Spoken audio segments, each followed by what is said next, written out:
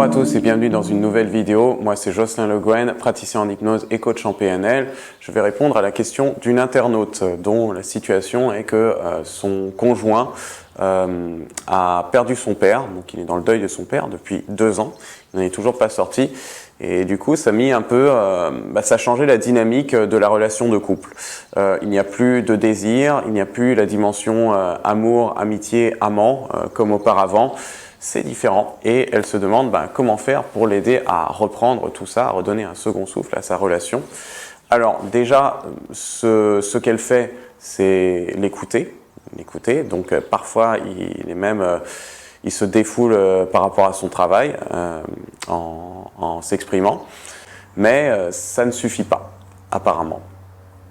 Donc, dans cette situation, c'est un peu compliqué parce que toi, tu ne peux pas tout faire à sa place.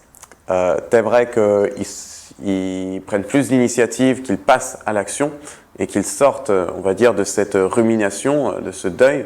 Il faut savoir que chacun a été éduqué d'une manière différente. Et souvent, l'ancienne génération, comment elle nous a éduqués, c'est le fait de ne pas exprimer nos émotions. Parce que c'est nul, c'est être faible et du coup, faut pas pleurer, il y a un jugement là-dessus, on n'évacue pas assez. Lui est peut-être là-dedans. Ce qui fait que le deuil, il le rumine inconsciemment et c'est toujours là et ça ne sort pas comme il faut.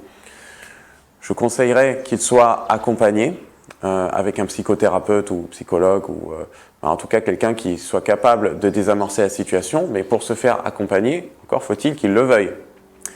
Et souvent, il y a un bénéfice secondaire à rester dans cet état-là. Ça peut paraître paradoxal, mais quand on est dans un deuil, il y a un petit côté dépressif, un côté à quoi bon. Et on coupe toutes les émotions et les impulsions, parce que sinon on est reconfronté à notre douleur de l'événement qui a été traumatique.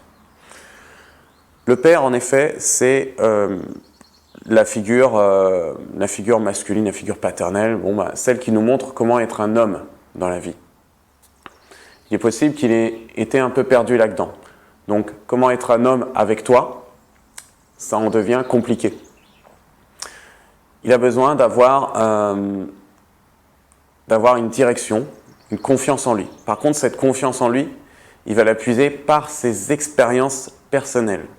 Sauf que comme il est perturbé par ça, il ne se met pas à l'action, justement parce que il n'a pas de boussole, si tu veux. Avant, son père était sa boussole, et là, il n'y en a plus. Donc il se dit, à quoi bon? N'importe quel que soit le chemin dans lequel je vais aller, ça ne va pas me mener là où je veux. Ouais. Et là, il est dans une paralysie. En étant comme ça, il va nulle part. Et tu as l'impression que ton couple, justement, est un peu dormant. Ça dort, ça ne bouge pas, ça stagne. Tu fais ce que tu peux à ton niveau, l'écouter, mais maintenant, lui, sa responsabilité est d'agir, de créer des expériences qui lui apportent le résultat qu'il veut, comme les résultats dont il ne veut pas. Les deux, il a besoin de cibler comme ça, et c'est comme ça qu'il va vraiment forger sa confiance en lui, son expérience personnelle, et pouvoir se définir par la suite en tant qu'homme. Qu'importe si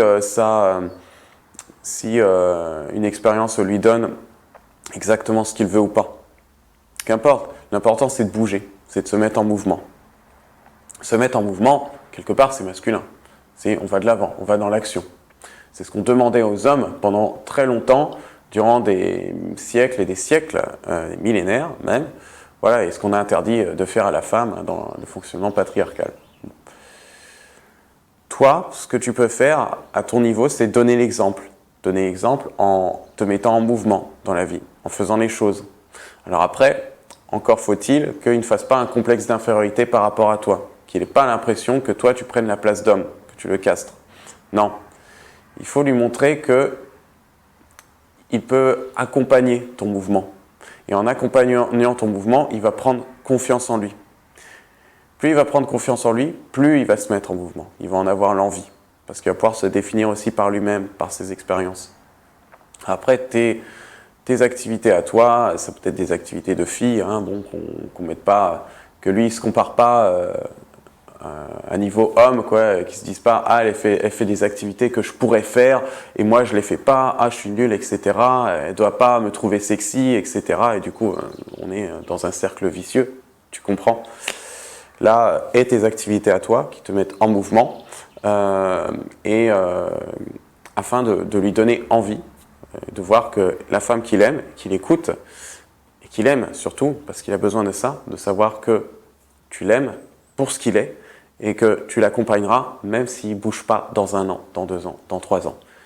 Je pense qu'il a besoin de ne pas avoir de pression. Il a besoin de savoir que tu peux laisser tout le temps qu'il faut pour se mettre à bouger.